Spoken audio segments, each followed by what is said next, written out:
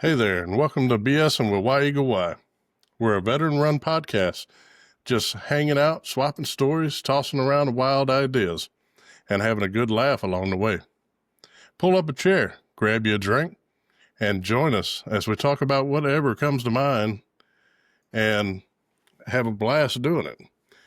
Don't forget to look in the description for a 10% off code with W, whether you need to be hydrated or given a boost of energy.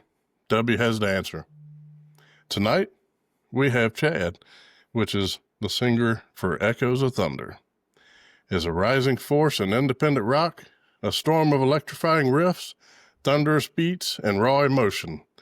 Recently featured by Music Crowns and Broken 8 Records. We create music that inspires fighters and dreamers to rise again, turn it up, and let the storm begin. Welcome, Chad. Thank you so much for having me on here. It is an honor to be talking with you, and I hope I can bring some good stories and some good laughs. Yeah, man. It's going to be an interesting night because, I believe you were a meteorologist as well. Not only a meteorologist, a school teacher at that. I've got a interesting background. I am not your typical musician. I put on many hats, as they would say. Currently I am a high school math teacher. Gotta pay the bills. I'm not famous yet when it comes to the music trend. Before I got into teaching, I was a broadcast meteorologist, aka a TV weatherman. And I did that for about 7.5 years. I started out in Abilene, Texas, out in West Central Texas. And then I went over to Little Rock, where I had a little bit of a fling there for about 2 or 3 years. And then went into high school teaching. And I've always had a music background kind of brewing in me. And I know many people ask, with that diverse background, first of all, why did you get out of television if you were so into that field? And I went to one of the best schools for it in the University of Oklahoma. And the reason was flat out that the cell phone, the invention of the cell phone really changed the market, and we started losing viewerships. There was also just, I never got to see my family. I didn't get paid that much. A lot of people don't know behind the scenes, you have to make your own graphics. We're talking being at the studio sometimes 6, 7, 8 hours in the same suit. It feels like wearing the same kind of 3 uniforms, being like Clark Kent, so to speak. Can't change my facial complexion. I didn't have a beard, so I looked like I was like 12 with my dad's suit on. And so I just knew deep down inside that God wanted something different for me. And I know in life there are really 2 ways you can impact people without them being related to you. And of course, one of them has to be a teacher, and I checked that box. I've been doing it now for over 10 years, to be my 11th year teaching. And then going into music. That was my other passion that I always wanted to pursue, but always put it in the back burner. I just didn't really feel like it was that calling for me. And then something dramatic happened. Right around 2022, I know, I was laying in bed because I had bulged discs in my back, and this was the second time they had slipped out, and there was talk that my back was like a 65-year-old. So that was a really humbling experience when you have a doctor look at your MRI and going, so your age is 65 based on this. So that's that first bottom drop. And I know for any young artist, that's one of the worst things you ever want to have happen, right? You never want to hear, hey, you're going to be possibly, having to deal with a cane or being in a wheelchair for almost the rest of your life and be bedridden if you don't start making life changes. I was in chronic pain, dealing with depression, and I was laying in my bed. I can never forget this. It was almost 3 years to this time when I was laying in bed. Could never find any place to get comfortable. People who are dealing with chronic pain or depression know that there's never good night's sleep. There's never that moment where you're just, I want to get relief. And suddenly it hit me. I think just God put it in me to say, hey, why don't you pursue writing music? You always try to play around with it when you were a teenager. You put it to the back burner so many years.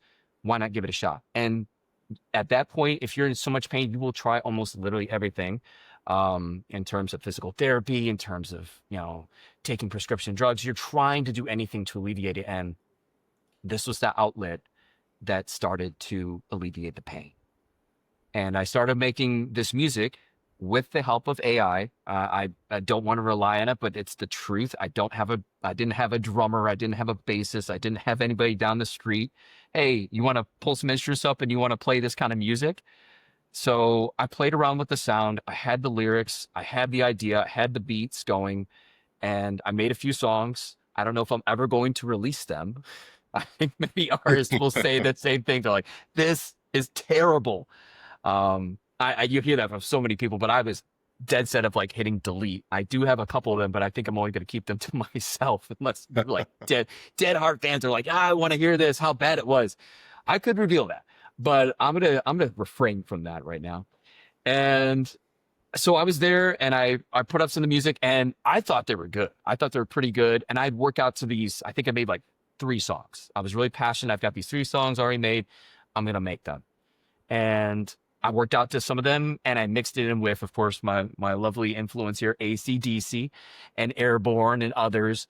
And I thought it was something. I thought I could really, be onto something. And of course, we all know in beginners, and for all those who are starting out in the world, you're going to second guess yourself.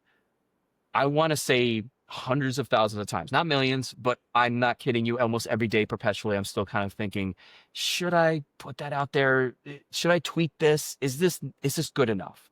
And you always know you're your own harsh critic, and you're kind of analyzing. And so finally, after I made about another 2 songs, I'm like, oh, I got 5 songs that I think are kind of good, but I didn't want to put it out there. I was too scared. It was, I think, late 2022, I started to finally heal, thanks to those who work in physical therapy. Shout out to all those out there. They are amazing. They got me back on my feet and making me feel that I could actually walk and do normal activities and actually legit work out again. And with that music, that kept me going. And it was right around December, I want to say around December 2022, I sent my first couple songs. I was like, okay, I'm going to do the one little thing and rip the Band-Aid off. I wasn't going to put it on SoundCloud. It is very scary. So I think a lot of people do this and try, okay, I'm going to send it to my closest friends and my family. And I'm going to see what their reaction is. I didn't get much response back, but my stepdad and my sister, the biggest fan, came up and goes, this is pretty good. I actually am singing along to one of these songs. You have something. You might want to continue on doing this and be a songwriter and actually pursue this more time instead of just doing it, I guess, at nights, because right when I was getting better, school was starting. So I couldn't work on it throughout the day, couldn't modify what I wanted to on my DAWs, couldn't do everything that I wanted to. So I'd have to reserve it at night. Shout out to all those people who are night owls. I am not a night owl. I have become one. I'm a hybrid now. I've now transferred more from being a morning person to a night person because that's when I can get my work done. So that is where I got into more and more of the idea of this is something. And I kept on writing. I don't think I stopped for, I think, 3-4. I mean, I wrote songs. They could be probably the worst lyrical song. My strong suit, of course, is always trying to develop a hook and a chorus. And I went there to a lot of songs. And eventually, before I knew it, I was in 1 year ago, I was in May. I realized I had over 24 songs. And again, I sent them off to my family, personal friends, and they said, okay, this is really good. You need to now think about putting it out there, like in the internet, like the interwebs. I sound so old when I say that, right? The series of tubes. The interweb. The interwebs. I sound like a grandpa. I'm not that old, folks. You know what that reminds me of is the Interns. You ever watch that show? Oh. He's like, let's put it on the web, on the line. Let's put it on the line. No, but continue on, man. No. It I just, hate to interrupt you. oh no, but I didn't want to age myself, and then people in the chat are just be like, "What's he? How old is this guy?" But I got a few grays in here. It's no worries. I bring that experience, by the way. Experience does help you, by the way, in this Yeah, I don't field. want to talk about age. Yeah, we're both doing this at the same time. By the way, gnarly beard. I love that gnarly beard right there. All right, so yes, the files are in my computer. If you guys are wondering, the files are on my computer. I don't know if they will see the light of day. You would have to be the best of the best fans. I would have to reach a certain point where I am becoming bigger on a larger stage where I would feel comfortable releasing how bad these songs were.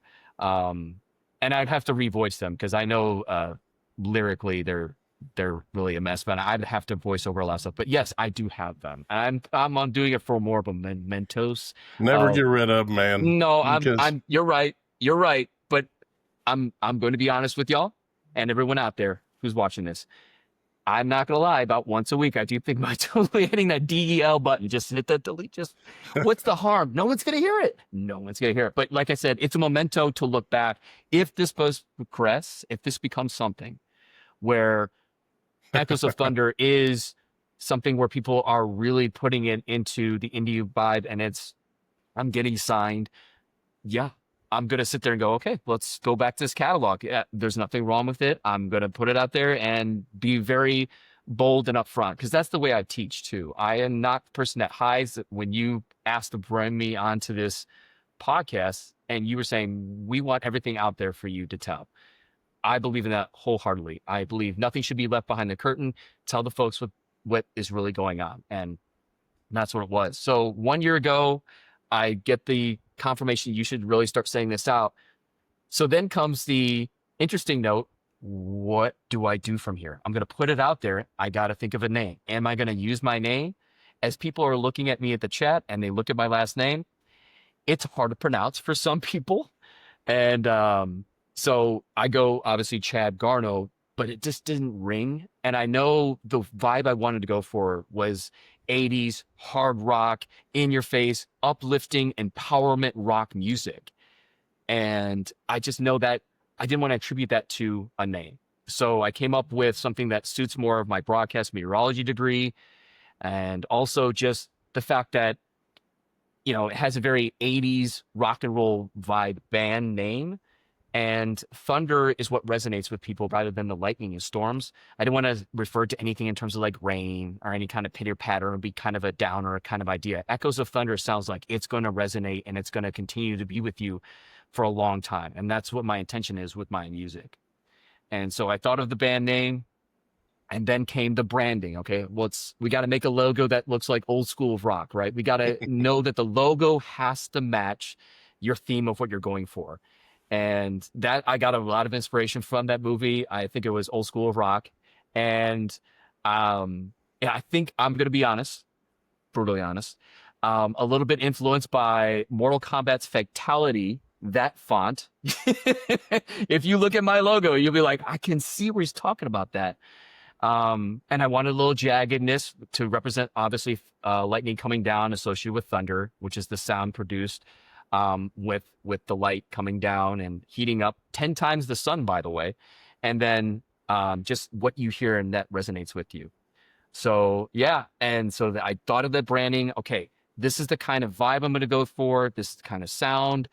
And then I thought about branding, website, hashtags. I even thought about a new genre, because in this world, this, and I think a lot of the listeners know, we've reached a non-genre era. And what I mean by that is we can go out, anybody, and find the music they want to hear. So there's nothing you have to be forced to hear either on a radio or a billboard. It's completely different than when we were young, right? I mean, we would do TRL, whatever you heard in the radar. I got rain on the brain. I got that meteorology brain on my head right there. And knowing that I can sit there and I turn on the radio, right? And we know we would be subject to that. I mean, I know old school. I had the cassette tapes and I had to hit record and play. I don't miss those days, to be honest with you. I love that kind of sound, the old record kind of sound. But yeah, and I wanted to sit there and say, okay, I wanted something a part of that era, but we've reached a point now where you can pick what you want. You want to hear a kind of rap song about any subject, you can get it. To me, there was no hard rock songs besides Skillet, shout out to them, and Thousand Foot Crutch that wasn't Yeah, I like. uplifting. Oh yeah, Thousand Foot Crush. Oh, amazing. I played that with my son. Yes, I have children. I know, aging myself. And I love their style, but they're gone, right? They've kind of they're out of the mix, and Skillet's also getting advanced in age. And I'm like, I want to carve out something where I've never heard an Airborne be uplifting and be one that doesn't, you know, sit there and say, screw this or use profanity or having to sit there and be so harsh, right? Because rock has that tone, and that's fine. That works for a lot of people. It even works for me. I mean, I still listen to AC/DC, still listen to Airborne, still listen to all these bands, but I wanted to carve out something different. And the way I knew I could do that was creating the genre of, okay, my music is going to help you work out with that mindset always being by your side to do that through, hellfire, through whatever you're going through. If I can get me through the pain that I was going through, I can hope that this music can help somebody else in that same spot. And that's where it came from. And after that, it was, okay, we're gonna do this in March. I'm gonna put out, stuff on SoundCloud. I'm gonna play around with, YouTube and shorts, and they're pretty popular right now. And then I put out some demos out in May that I was working on simultaneously around 2024, 25, and what I'm thinking about putting out in a future album next year. And I'm now, I think we talked about this beforehand about being consistent Yeah. and having yourself always being ready for the next song, the next moment that it does hit you, right? And I've got a couple songs that have just hit me that I'm trying to get in the recording process and moving completely away from AI to the point where I can try to pull information as I best can from the beats that I hear, put them with live instruments, and then put my voice to it to the point where people are like, wow, this is something that is memorable. And it actually is something different in this rock genre than just what you typically hear out in the, I guess, Spotify world, I guess. Is that the most common? Spotify with the youth, SoundCloud, I'm not expecting anything. Pandora. Yeah, Pandora, thank you. See, that's where disease heard of you was Pandora, and I come across you. Actually, I come across you on Instagram, and I watched your video. I seen the song and stuff, and I was like, I'm gonna reach out to this guy. I mean, like I tell you before we started, man, I enjoy talking to new artists. There's nothing better than someone that's coming up from nothing. I'm not saying necessarily nothing, but say you coming up and you're not in that money mix. You know what I'm saying right now. Mm-mm. And when people do make it to the money mix, they'll be so busy. Hopefully we'll have time to have another podcast when you get to that point. But I understand everybody is busy at that point. So I enjoy talking to the up and coming artists, like yourself. Yeah, I will tell you that is going to be a promise for you guys. I can tell you right now, if I even make it to a few gigs, if I get any kind of album deal, I'll come on and still talk to you guys. You always have to pay respect for the people that got you where you are. I believe in that philosophy. So if that does happen, absolutely. You have to be humble in where you came from. And you're right. That's what makes me different with my experiences. I'm not chasing the money. I'm not chasing the clicks. I'm chasing connections. I want people to feel the music and feel like they can get through whatever storm they have in their life. And that's one of my popular songs is Into the Storm. It's embracing what you're about to head into.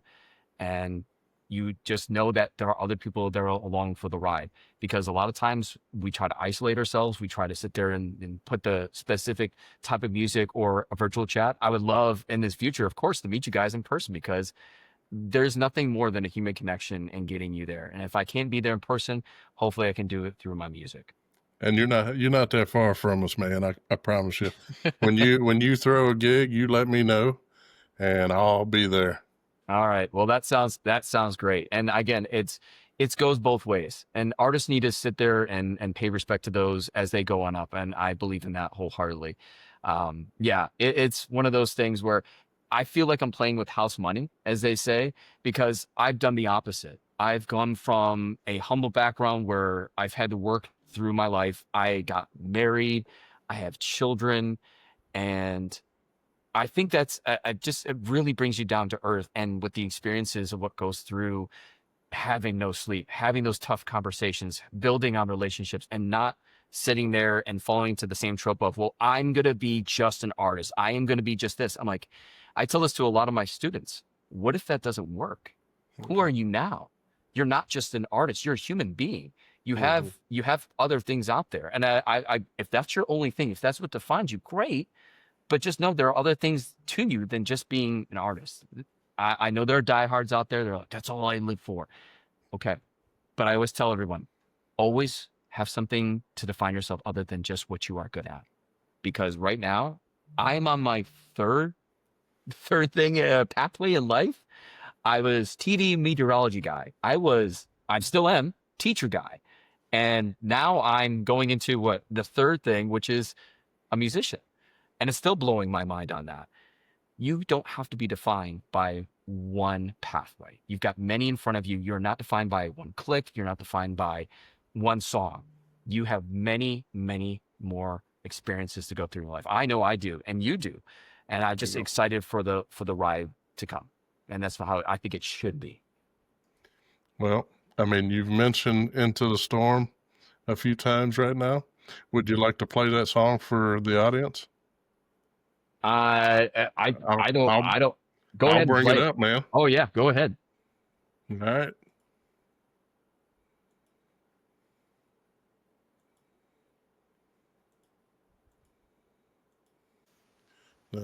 Yeah. Disease, you'll have to let me know if this is too loud or not loud enough. Everybody can hear it, right?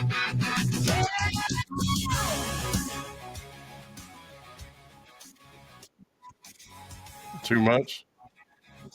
It is. Can't slow down, nothing in my way. Right. Full bottle, got no time to stay. Crash through walls until they break. Burning rubber, leaving fire in my way. Had that imagery in my head, Eyes on the road, heart in my chest. trying to drive away from my problems. Push ahead, don't need the rest. Screaming wind, tearing on my skin. Bring down the window. Let the race begin. Into the storm, heart beating fast and loud. I like the transition right there. I like the transition. That was the transition I had in my head too. That was the transition of not running away from the storm, going into it.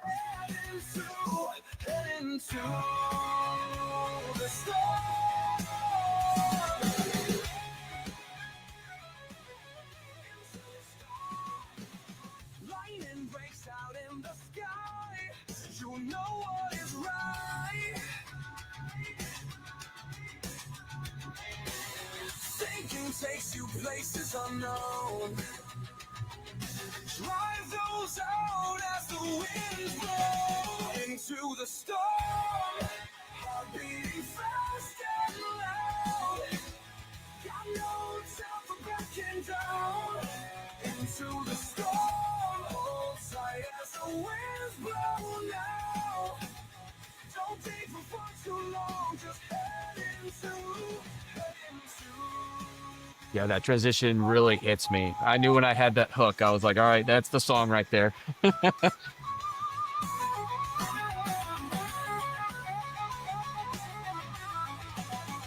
your head down. Bracing for when it gets the worst. Hold tight as the winds blow now. Into the storm. And then final chorus here, of course. Gotta end with it.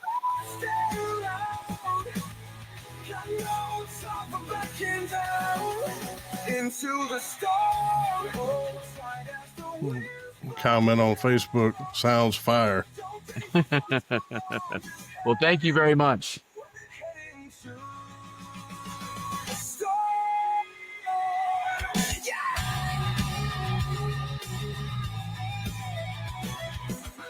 Gotta have those guitar riffs. Gotta get those heads bobbing.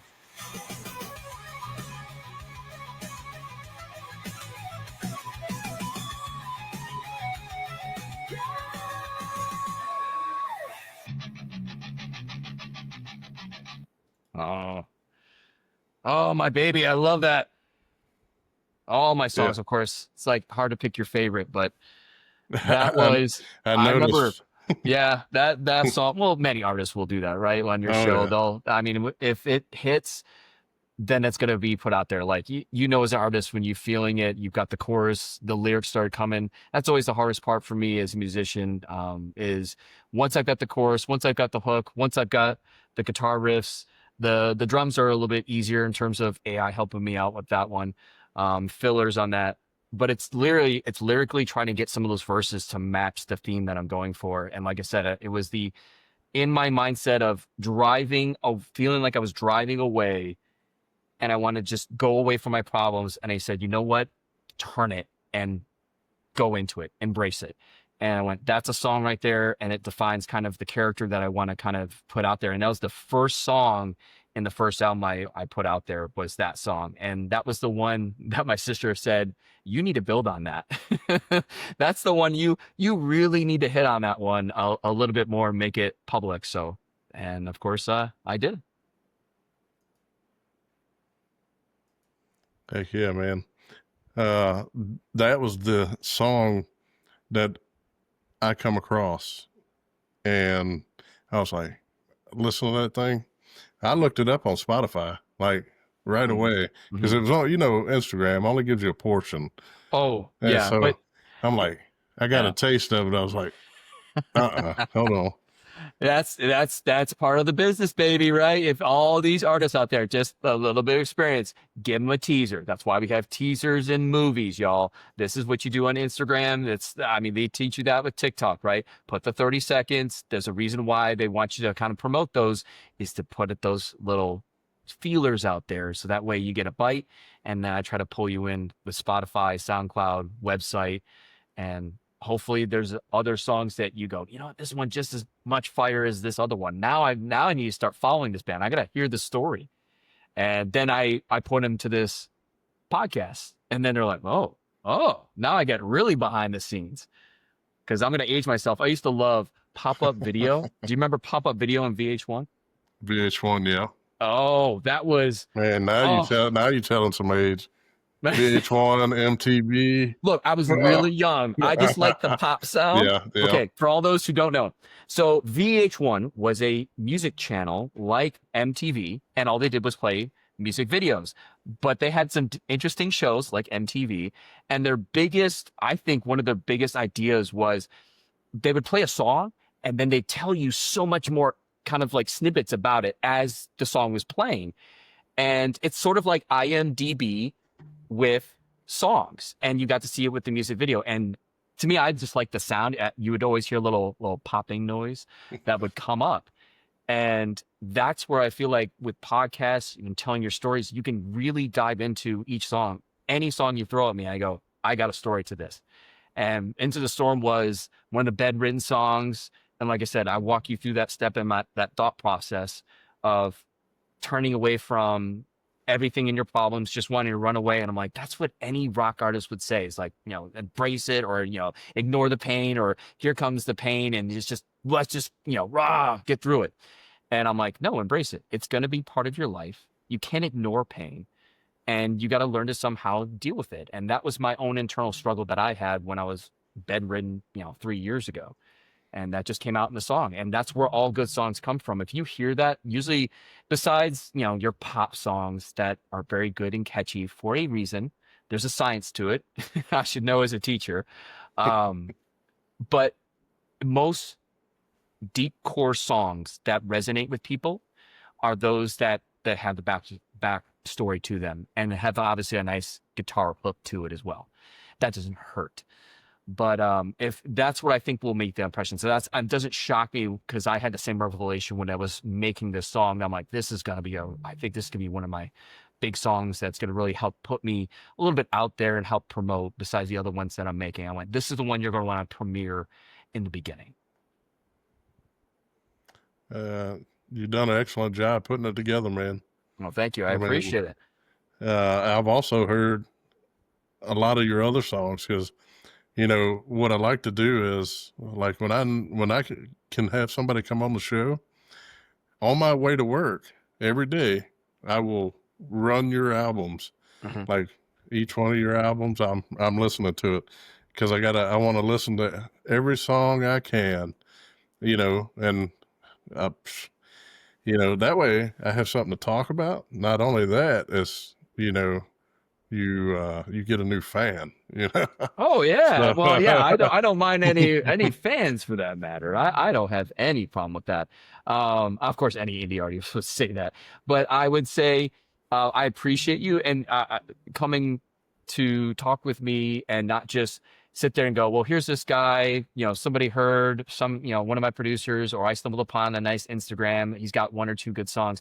I appreciate that because you're not just looking into it in terms of an interview and going, no, I listened to a couple of your songs. You sound good, just like any of the other people. No, I actually listened to all of your albums. I appreciate you and going, there's something to this person. I'm not going to just base it on, one little clip, but it just grabs your attention. And that's what we're trying to do out in this world where, like I said, there's so much eclectic mix out there where you can pick and choose what you desire and what you want to listen to during that day. I'm just hoping I'm part of the spin when you're out working out, or when you're, washing the car, or, when you're mowing the lawn, the day-to-day stuff that you don't think about. You're like, what am I going to pop on? Oh, Echoes of Thunder. So, and if y'all are wondering, yes, I do listen to my own songs exclusively when I work out and stuff, all of that. That's I don't a good think thing, man. Oh yeah. Well, that's where I go. Yeah, I'm pretty sure I made this for the right reasons because originally it was for my own workouts. It was for my own struggles. And if I didn't like to listen to it, then what am I doing? Like I said, what am I putting it out there for if I don't even like it myself? So yeah, it's one of those, you can put it on, and that's where it hit me too when I was sitting there with my kids and they're, humming the songs and saying the lyrics back to me. That's the same kind of vibe. I know indie artists with their first couple of gigs, when you see that first fan up front, kind of lipping it back to you, and they're just as much into it as you are, that's cloud nine. You've done something right. You're correct. And I've already won in life. And that's just an icing on a cake that I just hope that it just helps people through their day. And I know for me, it's just my kids are singing it because it's exposure, obviously. But I don't just play my music. They have other stuff that they listen to. But that's the one that they'll say, hey, put it on that song while we're driving with dad. I'm like, okay, I've made it. That's going to stick with you guys for a while. That's awesome, man. Give you them warm, fuzzy feelings, especially when your kids, your kids are listening to it. So there's no other feeling. It's like, again, the euphoria that you have when you're hearing this music and you're working out and you're like, hey, I just want to get another rep in because I just want to. And sometimes my favorite is when you sit there and you can attest to this. You hear that song, I'm going to leave that on repeat.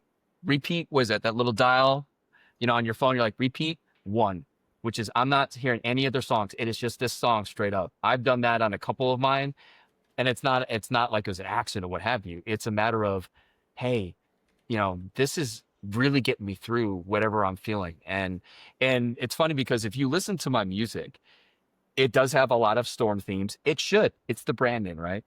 Yep. But I do have, a song where, there's relationship stuff where I don't know what I'm going to get. Sometimes you're hot, sometimes you're cold, and, mixed signals. And I'm also got a one that was on Hurricane Beryl, and that impacted my life last year, and I had to write a song about it. And that just got released on Spotify called Storm Unleashed. And that one made an impact on me whatsoever. So it's not always the same kind of theme. And you notice that as I'm writing more and more songs, it's kind of crazy now that I think I've written now more than 50 songs, in that I'm trying to do the classic, what they say is artists, okay, I don't want to do the same kind of vibe. I want to kind of branch out. And so I'm not getting away from the storm themes. I'm not getting away from my main branding, but I am venturing out into rock rap and Thousand Foot Crutch being more of an influence. And I'm making little feelers on that. I put that on Instagram not too long ago with going with the song where I don't know. I'm just sitting there going, you know what? I'm going to roll with this and see where it takes me. And it could be just a little extra song I put out there as a single, because in this day and age, you don't have to produce albums. I know we live in an age where a single can get you by, right? A single click, a single view can go viral. But in my day and age, I feel like you should have an album. You should have a story to tell. And that's where some of my songs, like This Ain't the End was a song I made that I just put out in the demo in May. It's probably going to be my last song in next year's album. And it's this idea of like, I don't make it like the end, but it's a play on the word of this isn't the end for you. It's just the beginning, and it's just the start. And it's a metaphor for what I'm doing with my music. So I'm trying to play around with my sound. I'm trying to not completely veer off the brand, but in a sense, trying to make music that stands out, that can be unique, and that not every single song plays the same. Because in albums, some of them would play almost the exact same. You get one or two, what they call ballads, right? You'd have one or two ballads. I try to stay away from those for now. I don't know if I'll change in a couple of years. You can always go different vibes and, the way that people react and, depending on how things go. But that's where I feel like you got to have a couple unique ones, ones that kind of stand out. And I'm just branching out as I continue to write and prepare for possibly an album for next year. Because right now I have about a 20 song catalog, and I think release about 5 of them as demos right now, because I want to still do a lot with them. But there's a lot of songs I want to kind of whittle down, and of course I'll put out some stuff from here and there, and when I feel like it's polished and ready, I'll put it sometime in 2026. So when you get to where you want to be at, you got to take that one of those songs that you are trying to delete, and you have to let it go, let it out there. You won't let me go with that one. I know I can hear the producer. Producer's like, you got to keep on going for it. You got to let Chad know. I mean, look, man, like we talked about before the show started, is every artist has that list of, I ain't playing that. But you never, like, say, the one time, like when you get to where you want to be at, and even maybe before that, you have these people that know your music, love your music, and you want to put that one out that you thought wasn't great, and this thing takes off, man, like even further than where you're sitting at. You never know.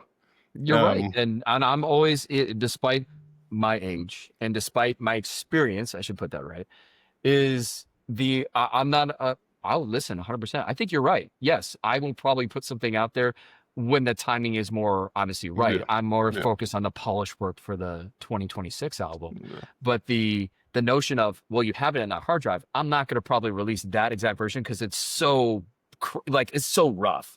Like you can hear the crackling. It's bad. And of course the holdback is, besides the fact that I think it's not that great, that's not the only reason why, and it's pretty muddied. It needs to be cleaned up a lot. It has a lot to do with the fact that it's just, to me, it's not what I had originally, like I did as my brand. Like it doesn't sound as much like Echoes of Thunder, or it sounds too lyrically not that great. But like you said, once you come to a certain spot where you are comfortable, and I'm getting close to there, it's not a bad idea. Maybe I do it as a small, I mean, I love doing this with my fans on SoundCloud, is if you follow me, I give you songs in advance. If you follow me on my website, I give you a song that I'm working on. Right now I'm working on Reboot Me, and I don't know if that's going to be on the album.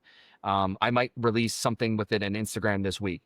So it's just one of those where I'm not saying any kind of songs I make right now.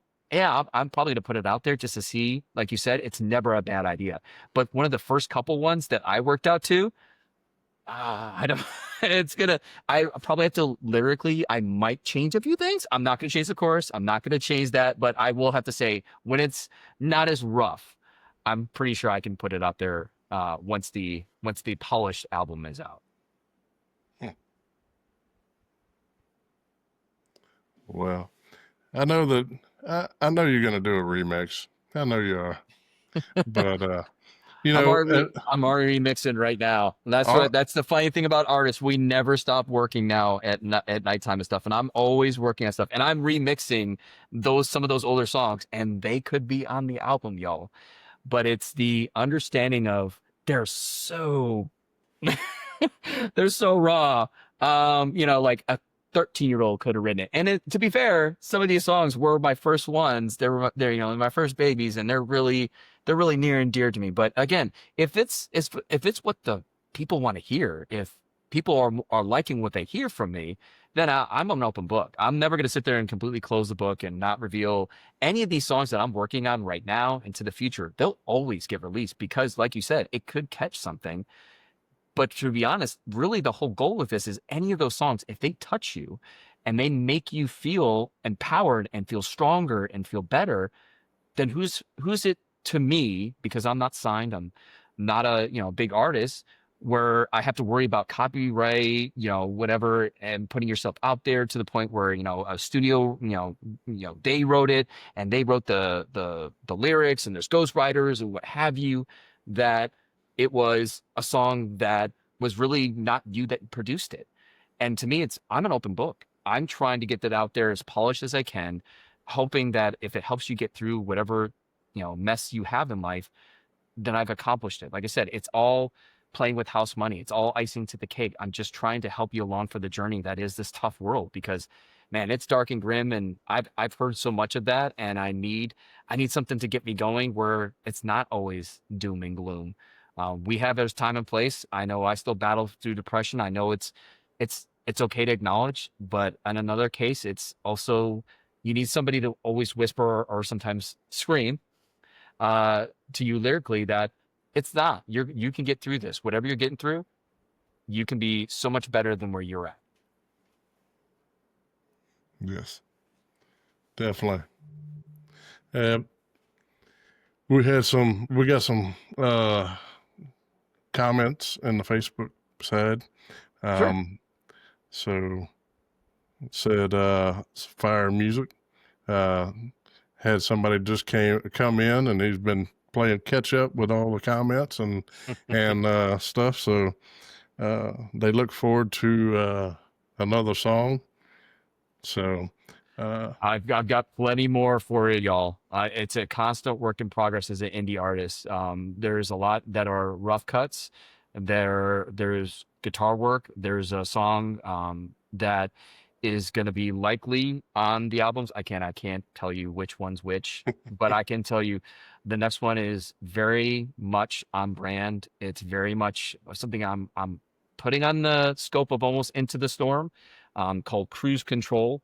I've had this song written for a little bit, but in terms of it sounding like I had in my head, I wasn't there yet. So I would expect in a couple of months that's going to be the one that's going to be the one that I promote, the one I'm, preaching about in the fall, to kind of give out some stuff out there, some fillers until the album is out there. Cause you can't leave nothing out into the world for 6 months as I continue to write and shape and mold these songs. It's got to be a continuous process and try to promote too. That's the hardest thing for an indie is I'm doing all this work. I'm making this song. I'm touching up on the song Cruise Control and Reboot Me. I'm doing all the guitar work, and then you hey, gotta promote promote this yourself song. now. You got to promote Yeah. this. You got to for it. Yeah, like today I was promoting Ascend, and I was like, okay, I got to promote these older songs and give it visual flair and Instagram and on YouTube.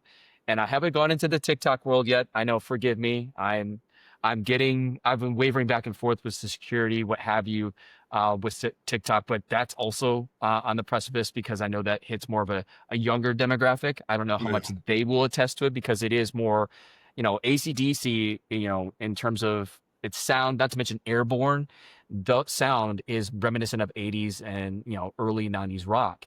And if that doesn't jive, understandable. There's plenty other music out there, but that's what I'm trying to hone into. And that's more of an older demographic, which is why I started off in Instagram and YouTube, Facebook. I put it out there on Facebook. the Book of Faces. And then, yeah, I know. It was the Facebook, by the way. That's how old we are. We actually knew what it was How called about back in the day. MySpace? Oh, God. Oh, well, I'm not putting it out there, obviously, now. But it's making a Oh, comeback. no. Uh, hey, Tom was always our friend. If you all know, Tom was always our friend. Oh, yeah. So, Oh, by the way, if you didn't know, MySpace was very much like SoundCloud, where you could premiere a lot of your music. A lot of indie bands went there first. It was amazing. And every time, the whole point was you can upload whatever content you had. And whenever you signed up, you had a friend. I did like that idea. Your friend was always Tom. And that's why we make that comment. So for those who are playing a little bit of like, what is he? This MySpace? Am I gonna have to Google? What do they talk about MySpace? I've heard it on those podcasts before. they had to bring out the archives. Oh, no. You mean I got to open a book? Rolodeck.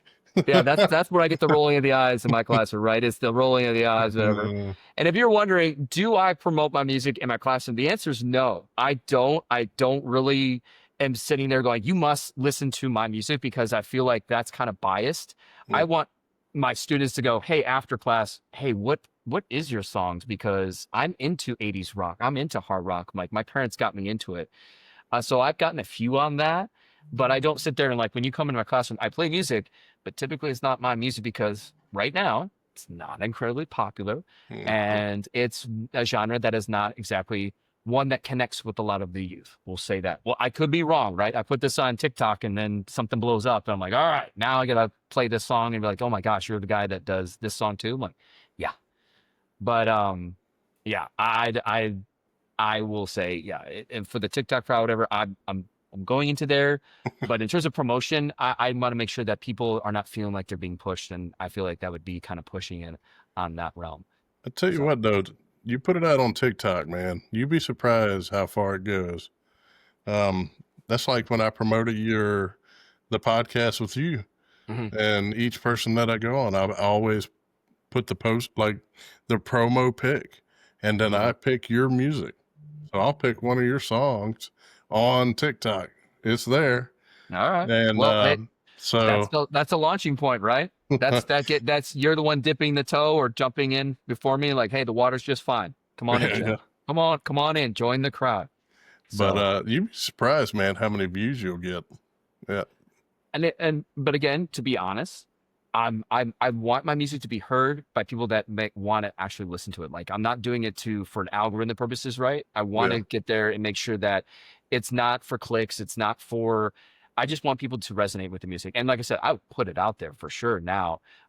As I've been wavering back and forth. In fact, July, that's what my intention has been this week, is go before the 4th of July, get a TikTok account up, make sure everything's running. I tried to run one earlier, but it just, I don't know what it was with the algorithm. It wouldn't play for some reason. And it was such an ordeal. Oh, your producer's putting out also AOL Messenger. Let's not go there. Let's not go there. We're gonna lose audience, especially the youth, if we talk about AOL and you've got mail. You've got mail. Yeah, no, it's the idea of the reason that the hesitation, by the way, for those wondering about TikTok, because that is obviously the premier site for views and getting clicks, what have you, is if you don't do your research, there is a lot of, it has to do with security, and I don't want all my information to completely be out there. And TikTok has a notorious really billing of taking where you are in terms of your IP without letting you know, no matter what device you have, whether, even if it's an Apple and they say they're not tracking you, they are. And so I'm wrestling with that, and I'm going to possibly find some ways that I can make sure that I can hide a little bit of that security or hold on to it for my sake. And I figured that out on my end. So obviously now I'm going to start posting videos, but I also know about the algorithms, and you can't go crazy. You have to do like 1 or 2 a day. You can't do anything obscene and throw like all my ones on Instagram, or it's going to blow up and it's going to say, you're a bot. You're just, rehashing stuff, in my library. And I'm like, no, I'm actually posting all this stuff to try to get more people to follow along with the music. That's all. Yeah. You got to watch out, man. Yeah. Well, Yeah, it's well, and I think you were saying, yeah, I'm not the biggest fan on TikTok. Your producer's like, I'm not the biggest fan. I'm not, I'm not bashing it. It's just because of that security. If it didn't have that security issue, then that would probably been the first site I would drop all my stuff. That would be where all my teasers go. But also it was slightly on the fact of demographics too. I knew older crowd, Facebook, Instagram, SoundCloud, of course, for any indie artist, that's a no brainer. Putting it on Spotify and getting it distributed there, that's a no brainer. But then after that, yeah, then comes the decision. Okay, YouTube, if you don't mind the security, if you want to put everything out there as an artist, makes complete sense. Go for it. If you're not worried about that, your your location, what have you. But I have to think about my family, and I have to be a Yeah. little bit more. It's not just my idea, right? You have to somehow have a communication of, guys, just want to let you guys all know that this is a communication amongst all of us, that I want to make sure that my family is safe, let alone me. And that's why I had to hesitate a little bit and make sure to do more research on my end and do some methods so that way, not everything is out there, so to speak, just for protecting my family. But if you're, just starting as an artist and you're in a single apartment, you're like hearing this, you're like, nope, brother, I'm putting it out there on TikTok. I'll put power to you, my man. Rock on. I want you out there. So, but yeah, no, that's the only hesitation, but it's definitely coming up. So, the Storm Unleashed, that album, that's the single. You put that out June 25th? Yeah.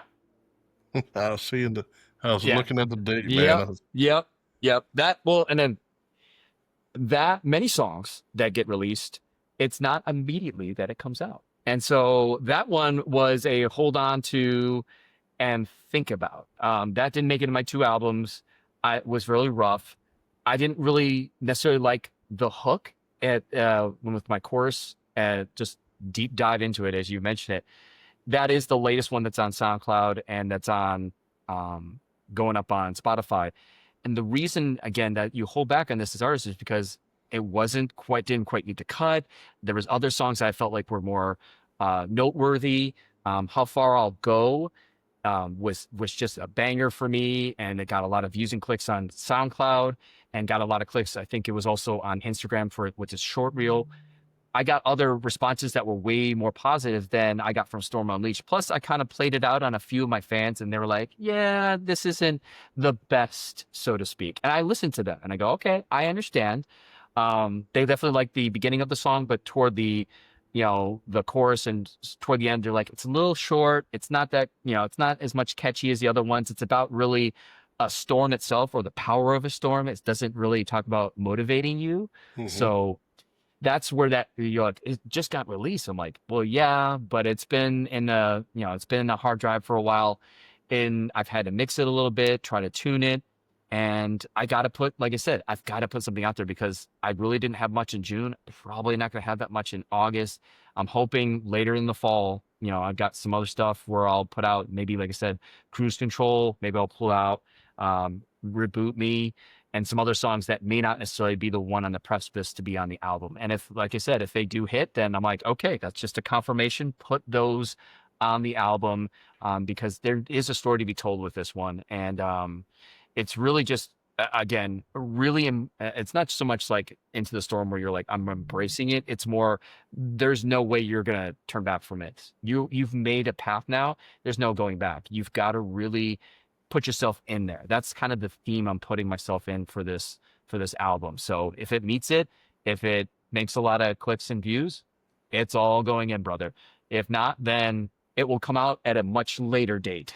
As artists know, that will be you're one of my diehard fans. You're my, latest follower when the album drops in 2026, or, what have you. Let me hear that. Let me get a taste. Let me hear these raw songs that, not being released in the public or Spotify. And people love that. And I make sure that I give them that. So for those who do follow, I definitely give you those songs, those rough cuts. So yeah, I gave a rough cut of Storm Unleashed, I want to say the beginning of June. So I gave that to my fans that were just new recently, that were following me or were following me on my website, and they heard it. And like I said, I got that kind of feedback. I'm like, okay, I know what kind of I can be gentle with this. I can try to work with it, and I know that I'll waver on whether or not I put it 2026 album. But yeah, that's when you said that kind of June 25th. What's going, why so? You talked about made that song last year. I'm like, well, yeah, a lot of artists they have catalogs where they've got songs from last year, but it didn't fit a theme. There's some stuff they don't like about it, and you've got to always have something in your catalog later on that you can remix, right? I think your producer was talking about, hey, you need to remix all these songs. That's brother, I'm doing that a lot, and I'm tweaking them. And if I don't feel like they're not there yet to be public, then I'll hold on to them for future reference. But if they're good enough, I think, for a rough cut, and my fans really want to hear that, I'm all for it. I'm gonna release it to you. I'm gonna send it in a special email or a special DM. For sure. So, well, you want to play that song? You could play, sure. I'm kind of curious what the reaction on your part. I don't know if any of you guys have heard it. So, like I said, you'll hear the theme real quickly with the song. All right, about to share the screen.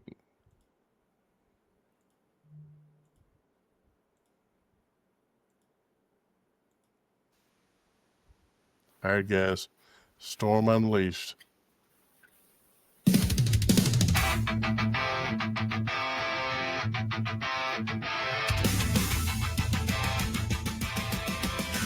Low screen.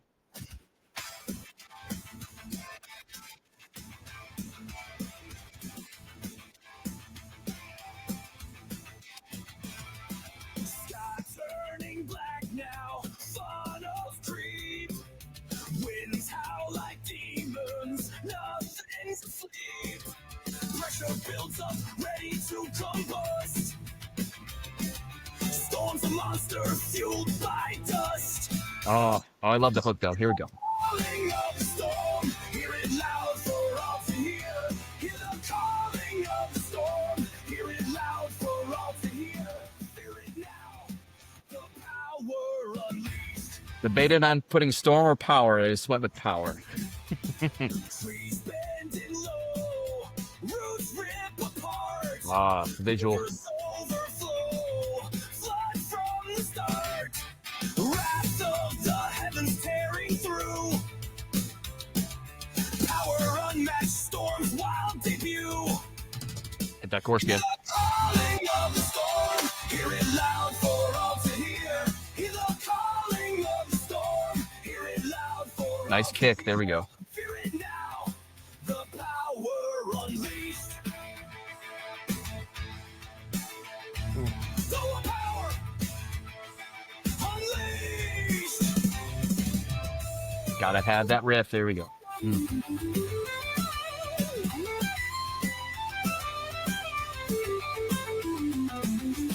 calling of the storm, hear it loud for all to hear. Hear the calling of the storm, hear it loud for all to hear. Fear it now, the power unleashed. Go about the power unleashed.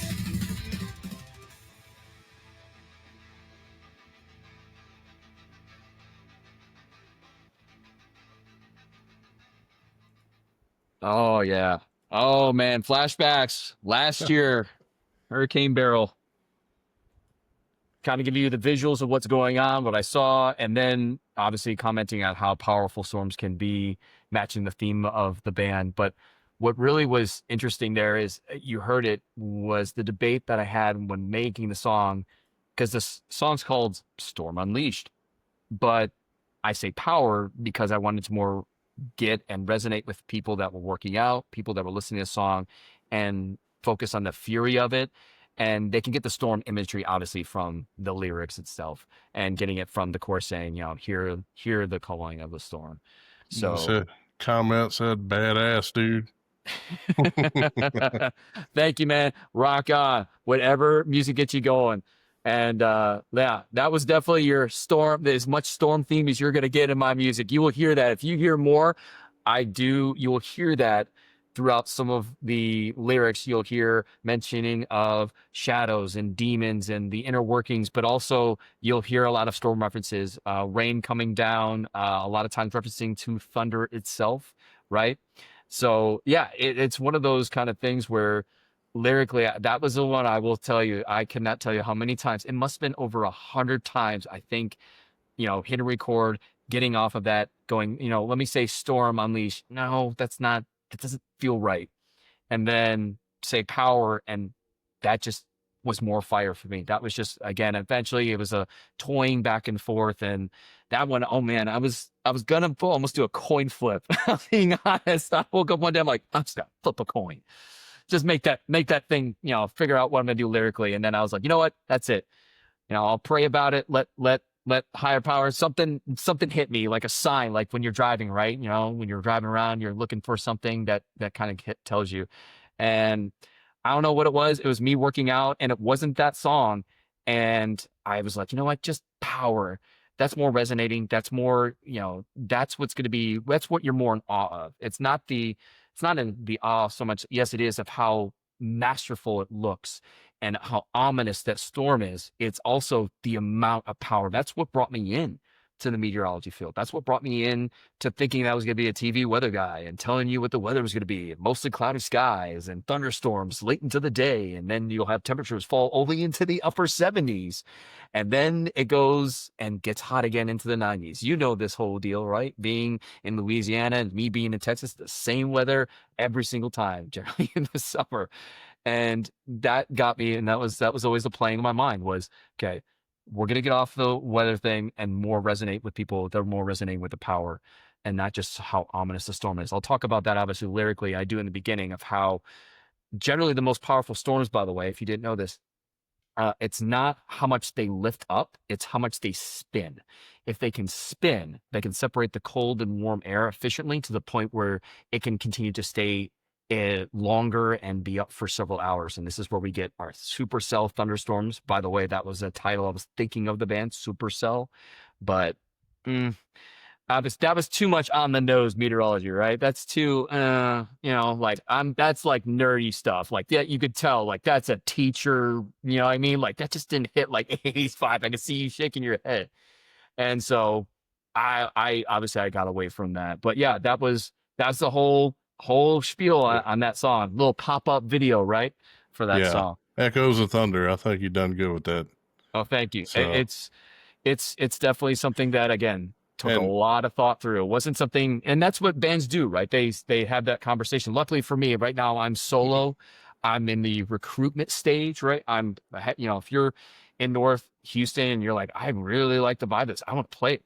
Come on, man. I'm all for it. I'm solo right now. I'm doing the best what I have and the tools that I have digitally. I'm in a great age because AI can assist me on it.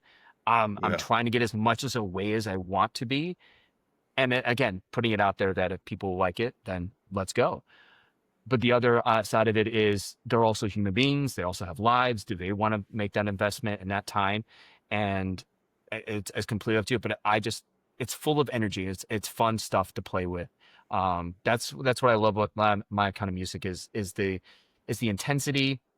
We can vary it up. It's very guitar and rhythm driven. It's not something where we're cliched per se. It's got to have great hooks. It's got to have old school guitars in the beginning. I have a song, Hold the Line, that resonates with veterans and understanding of this imagery of soldiers trying to not budge. And that hit me for whatever reason. And I'm not even one in the military. I love the military. My wife's grandfather served and was at many bases. All power to you. And that just, I don't know, just hit me one day. And you don't run away when stuff hits you as an artist, right? You immediately start writing and start thinking of the hooks. And so, yeah, that was definitely a one that stood out. And again, it wasn't necessarily a stormed themed song. So well, speaking of veterans, we got Mike in the house. He said your music was great. Thank you. I appreciate it. All the power to you. And again, I appreciate this platform and you guys giving me the opportunity to tell my story. And for a lot of listeners who are new and hearing these songs for the first time, and liking it, you're also, like I say, getting behind the scenes, which is what I loved growing up and listening to these artists. I still love to this day. If anybody reveals, the thought process or, the toying of the song, and it just gives you more of a connection to that song, which is, again, what I'm all about. Yeah. So yeah, 100%. And I appreciate you serving, by the way, Oh. whoever is out there. I commend what you do. My first TV gig was out in Abilene, Texas, and there's an Air Force base out there that is famous, an Abilene Air Force Base. And that is where my wife's family had a good connection there, and a lot of good folks out there. And it's also, this music's for you to get through the stuff. This is where we get the idea of, when I was first working out, this is what you did, right? The first thing you did before you worked out was you picked your CD player. I know. You put it on your headphones, and usually the first song was probably Disturbed. Shout out Disturbed. Amazing band, and taught me so much music, because I learned in watching the behind the scenes footage. I learned a lot about kind of songwriting in the beginning, of how you sometimes, if not now, I use this technique a lot, is a lot of times you make the sound first. You have the idea lyrically what you're going to go to, or what you're going to put down as a chorus, but you listen to the song, and if the song doesn't agree with that, if you're hearing different beats, or hearing a different sort of a rhythm to it, you sometimes have to delete it. The minute I was playing around with the Storm Unleashed, I wanted hard and fast, and the minute I was making that riff, and then AI was assisting me on that, is when I went, that's the song. And sometimes it's a marrying of that, but Disturbed showed me was, okay, feel the song first and just kind of hum it. Don't have any words. It sounds like a lot of mumbo jumbo. So for those artists that are starting out, just obviously humming it. That helped me with the AI portion, but just going in and just going lyrically, okay, this is where a higher note comes in. This is where the lower comes in. Okay, this is where I'm thinking more G. This is more C. Okay, I'm going to go here. Okay. And I was like, that was what I was with Storm Unleashed. It was, okay, I have a storm. Okay, that is what I'm going to lean into. And then that became, hear the calling of the storm. Hear it loud, so everyone can hear. Okay, I got it. And so I would keep going from there. So humming and kind of mumbling along, that I learned a lot from Disturbed's videos, and we didn't have podcasts back then to watch. So I had to watch behind the scenes material, and I learned a lot from that idea and Metallica, with these kind of vibes of, you don't have to have any relevance of what a lyric song, what your song typically you hear. I love some Metallica too. Everybody, Enter the Sandman. Let's go. Let's get the workout going, right? Then we put on a little echoes, but I'm gonna put in the AC/DC Back in Black. I'm gonna mix it up, man. Oh yeah, 100%. But but when you learn their techniques, and you go, they're geniuses, and their songs are forever enshrined in our society. There's got to be something to that, and it's always a good person that goes into music. You always want to learn from the best. And I consider them in the rock genre to be the best. As you were nodding here, like, oh, Metallica, oh, AC/DC. I'm like, then what do they do to pull those people in? Thunderstruck, immediately what I thought of with Echoes of Thunder is, you've got to have a guitar riff. You've got to have something where you must be nodding your head to most of my songs. If you're not, then I'm not bringing the intensity. And I got that straight up from Thunderstruck, which, if many people don't know, that was just warming up. That's all they were doing. They were just playing warm up. They were just warming up to a show. And they said, you know what? That's actually, you know what? We keep playing. You're warming up over there. There's something to this. Let's keep riding with that. And that's where I go, okay, guitar riffs can have a big influence in your music. If you're not bobbing your head, if you're not kind of humming your way through some of this stuff, I know a lot of that. That's what usually gets wailed back into we'll put that in the rough cut. Maybe it will get the light of day to my fans, my dedicated fans. But for those, in terms of public, I'm probably not going to promote that song very much. No, man. I like your music. I enjoy it. There's several. We probably won't have time to play all the ones that I chose. Oh, no. But, that gives the viewers, that gives the listeners an opportunity to go look like, Oh, hey, yeah. that, like you said, it's you get a couple feelers of these songs and you go, I get where he's talking about, Yeah. where I'm bobbing my head and I'm Yeah. getting you lyrically to, okay, all right, here's a call. Yeah. Okay, all right. That's what got me, man. That 30 seconds. I was like, But that's the science of it, right? You sit there mhm. as an artist, and if you're still starting out and you're, trying to get your stuff out there, and golly, may I also just put out there, I have gotten slammed on Instagram and TikTok, what have you, of advertisements of trying to promote your music, right? And I believe in not paying for the quick, hey, I Yeah. guarantee you there will be so many views and so many clicks if you pay for the service. I'm Mhm. going to be honest with a lot of you out there that are listening or just getting into this realm. If you just please hear me, because again, just a little bit more of experience here than those that are just starting out. Don't listen to that. Don't listen to the noise. Again, I have a song for that. Do not listen to that noise. Okay. It's called Ignore the Noise, by the way. Ignore the noise. It is the idea that you have to go and talk to people. They have to listen to your music and they will spread it. That is, or what we call organic. It's not people that you put on YouTube and they manipulate an algorithm. That is not how you want to get there in life. I know some of you are, again, are craving the clicks. You're craving, just to be heard. We all want to be that. But I also want to do it in the right way. And you want to have that legacy, right? Going back, I didn't want to cut any corners. I didn't want to do anything shady with individuals, because I get that when you do SoundCloud and you promote music, they'll start sending you messages like, hey, really love your music. Yeah. By the way, would you like to give me some money? And Yeah. I'll mess with some algorithms and I'll make you have so many followers. I'm like, I want real followers. The people I have follow me. They are legit. I get those messages almost every video. And while we're having this podcast now, we had one pop up in the chat, by the way, off of Twitch. We also stream the Twitch for everyone. There But you go. yeah, I was sitting there trying to promote in the chat. I was like, Oh, if there's not advertisements, oh man, here we go. Okay, I'm trying not to age myself. I've done it so many times already. Back in my day, right? We can't say back in my day. But I'm being honest.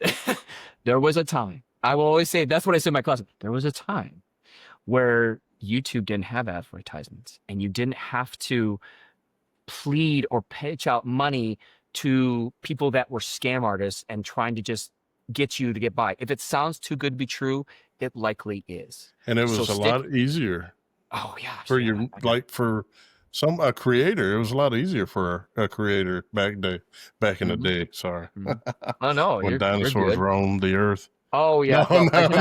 No, No, no more references. No more references. Back in my day, the cobwebs and all that, when the cavemen had their drawings. Well, that's when we used to take our women. No, I'm just playing. Yeah. And as Z is putting out, and your producer, shout out to Z over here. Everything is a scam. Yes, it is. A lot of folks out there, I can't tell you enough how much the algorithm picks up on, the scamming, the flooding of advertisements that they're just trying to get you to go, if you do this one thing, your life will be so much better. And I get that idea because, again, one of our main goals as artists is to be heard. But the problem with that desire and just going for those clicks is you're going to get caught up and a lot of stuff that you're not going to realize what has been tarnished, and your followers can finally go up and then they can really dip down low. And there's not really much going on in terms of chatting with you and being real with you. And you're wondering what's going on, but was it worth it? That's all. Was it worth it to put that money out and to put your music out there? And you're like, well, some people will say yes, but I would say for most true artists, the answer is no. It's not worth it. I'm tarnishing my brand by doing that. I Yep. don't mind if I'm at a 50 follower, 100 followers. I know it's tough. I get it. 200. I get enough out of people interacting with me saying, my life is changing because of your music. I had a person DM me not too long ago saying, I am now a Thunderhead for life. We call our fans, by the way, Thunderheads. And we go, I'm Thunderhead for life. I adore your music, and they could not be as more real as possible. And it's not a bot. You can obviously tell when they are and when they're not. And it's funny, the icon with no picture, or there's like a fake, smile, and it looks like, oh, I don't know. So yes, do not give in, folks. And just know Echoes of Heart will never give in to those kind of scams, nor should you for that matter. There's never been, I think, one time, I trying to think if there's ever been an ad, you correct me if I'm wrong, anybody who'll go, oh man, I really need that advertisement. I really needed that car. I really needed, like, I've never looked back and seen this. And that's because I also know how ads are run. I also know a little bit about ads coming in from the media because I worked in television.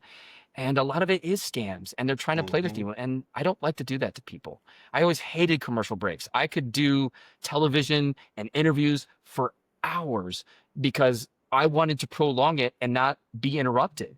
That was one of my big things. My background was severe weather, and that was my biggest moment. I crave those, but I was also scared for them because that was when there was the most threat to the public, right? When there were severe storms and you have that TV meteorologist, hey, I get it, this day and age, people are annoyed, they're watching their show, whatever, and here's this, rambling TV guy telling you there's a warning and you don't know the difference between a warning and a watch and what have you. But I get, by the way, I share that because I'm on the other side of the spectrum now as a viewer, and I'm trying to watch my, my football or my team on Sports Wise or whatever. And here's this guy coming on the screen. I'm like, I can do your job. I know what's going on. Please just put this to the side. I know you have the technology to do so.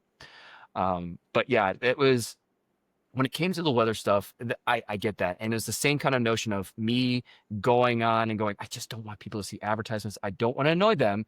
I want to help them through in the severe storms. And I did some coverage myself. And it's so strange because it's kind of like performing as an artist.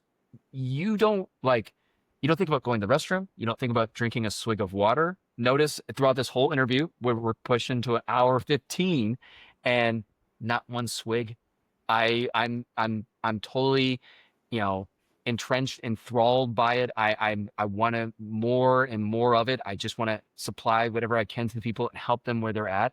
I don't want to fill them with ads. I don't want to fill them with stuff that they really don't need.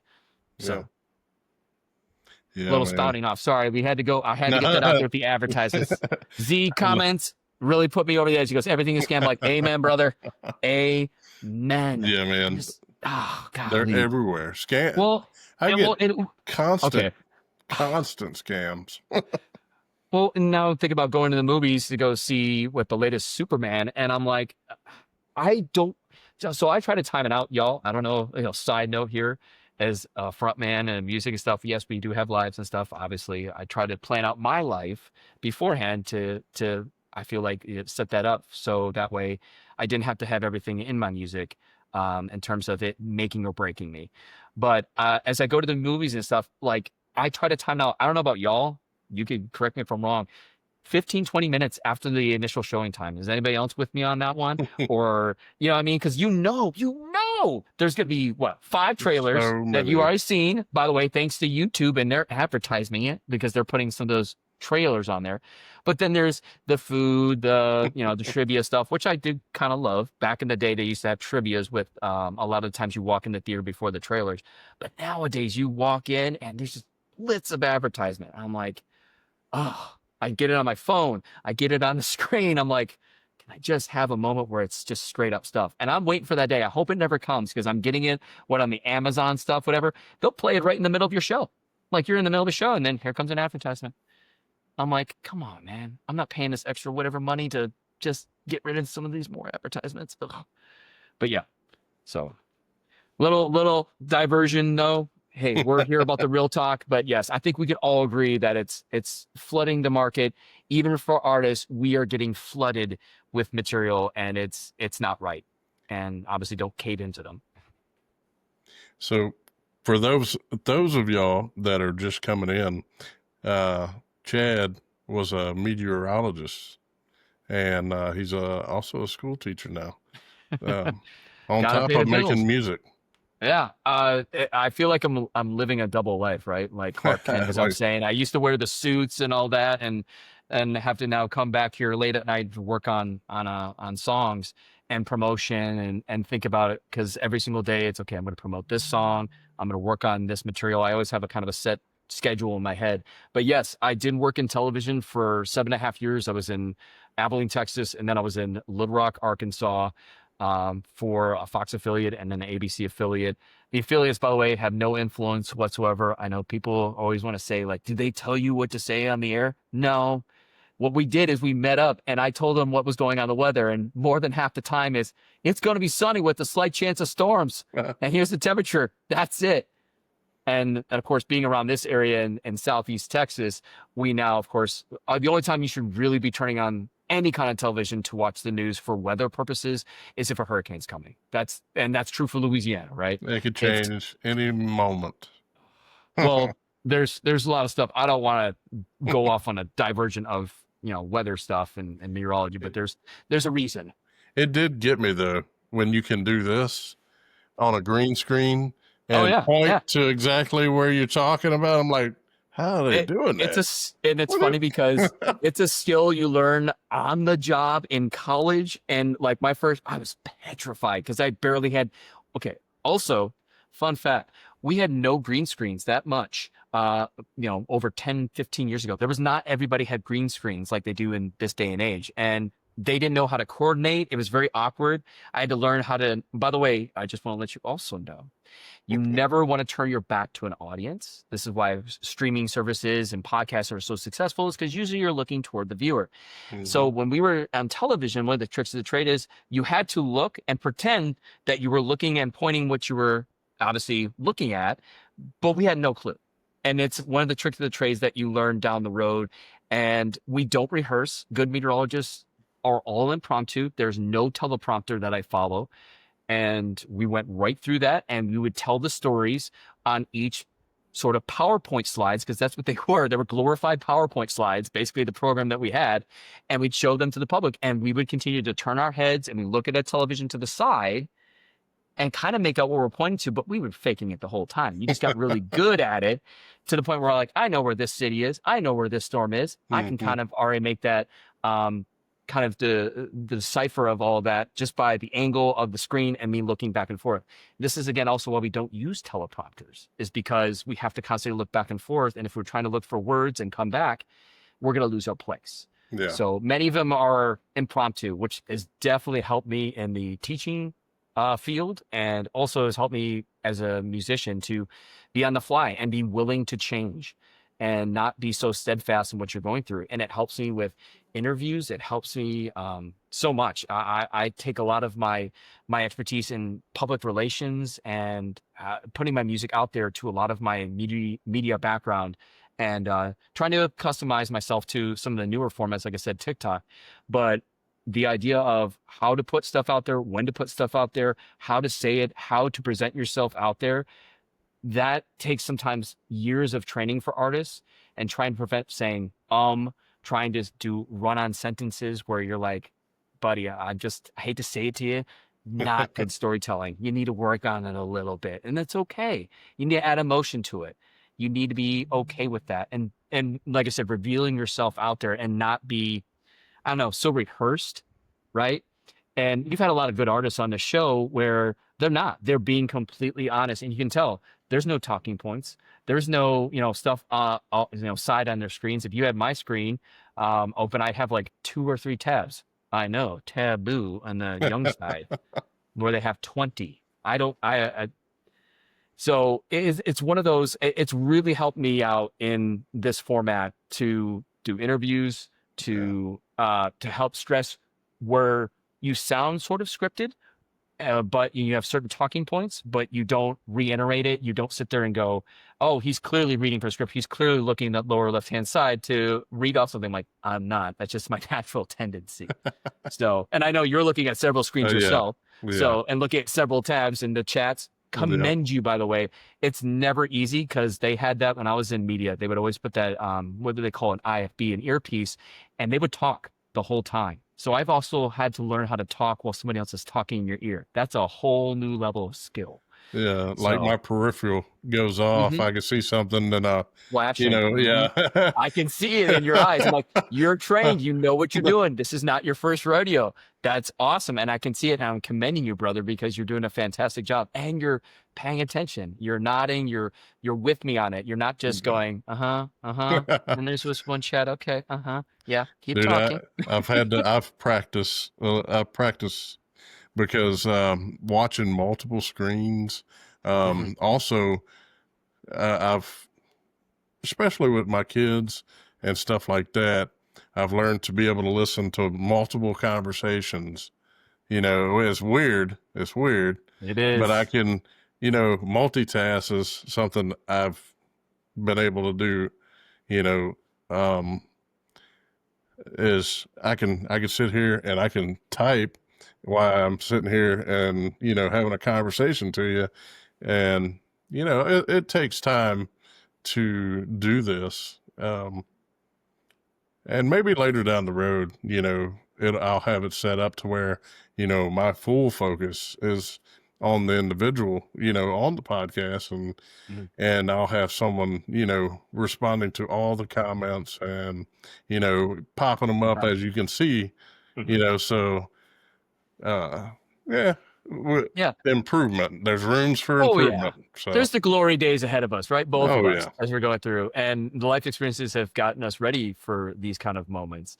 And yeah, I just want to commend you. You're doing a fantastic job, and it's not a skill I thought I was going to ever be known to do because right, we men have the trope of we can't multitask, right? We can only focus on one task. And I'm not gonna lie, I am still one of those people, that when I do something, I tunnel go all vision. in. Oh yeah. Oh, I mean, you have to as an artist, right? You have to when you Yeah. have that viewpoint of a song, you're like, yeah, if my wife comes and sees me right now, I don't know if I'll acknowledge it. I feel so bad, but she knows. She knows. It's like seeing a, Am I gonna look? yeah, Don't hit me. Don't hit me. No. it's not a hit. It's the look of everyone knows this. If you've ever been married or had a significant other, it's the evil stare that Dude, you was know that is a flip burning. flop that flew by your head? No, no. You're getting too real on me right now. Uh, But I mean, that the only time I can ever imagine that happening is if, I'm in the middle of a song and she'd have to wake up in the middle of the night. And the only reason it's the middle of the night, it's not me, it's not my music, because I got my headphones, I'm doing my thing. yeah. In the dark, of course, got to do it in the dark. It's always just more meaningful. Um, it's the fact that the kids have probably done it, and I know she's tired or whatever. So if she does come on in, I try. But if I'm locked in, like you said, you're locked in. It's and she knows this now. She's more accepting of it because at first, she's like, oh, this music thing, okay, this is kind of nice. And now she's a follower and now she's a fan and she gets it. She goes, when you're in your zone in the middle of the night, oh, cool. I'm just not going to interrupt, even if the kids get me up. She's a very solid sleeper, but if she does, yeah, she's probably gonna stay away because she knows I'm into it. I'm in Yeah. the zone and I don't want to deter it. And much like when, anybody else is in the zone, you don't want to interrupt what they're going through. And especially as a musician, when you're, just getting that last kind of hook and you're trying to, waver on a certain way, you're kind of emphasizing it on a higher note, or maybe it's a different word. And, then comes second guessing. All of that needs to be in the moment. And Yeah, most you need to definitely. find those places, and wherever it is. This is obviously my makeshift studio with, of course, the other second chair has to be because my wife also works. But yeah, it's one of those deals when you're in there in the zone, you can't step out. And yeah, sometimes that does offend people, but as an artist, sorry, that's all we can say, right? We Yeah, can man. just say we're in it right now. Yeah, you might be on to something, and you're about to close that song, and so you got to stick. Oh, You got to stick with it. So oh, I understand. oh. It's like no other feeling, and you don't feel satisfied until it's done. And sometimes, Yeah. man, I've been close to seeing that sunrise, and that's the scariest things to sit there and realize. I mean, it shows the amount of work, yes, but a lot of people don't know how much goes into the song. How Far I'll Go must have had over 300 iterations of that song. That one took the most work, and that was the one that got me almost to that sunrise. I'll remember that. And that was a one that it was such a good payoff when it came down. I remember I was so proud of it, and I must have been 4 or 5 a.m. and I was just, I got maybe 1 hour sleep before I had to get ready for school the next day. And shout out to coffee and energy drinks because I lived off that for a couple days once that song was done. But I was so darn proud of what I had made. And that is my kid's number one song. And that's the kind of moments I'm talking about, where you get completely locked in, and I'm not going to leave until it's done. And when you are, most of the time, if you know it's right, there's nothing a better feeling. I wish I could have slept 13 hours because I certainly wanted to.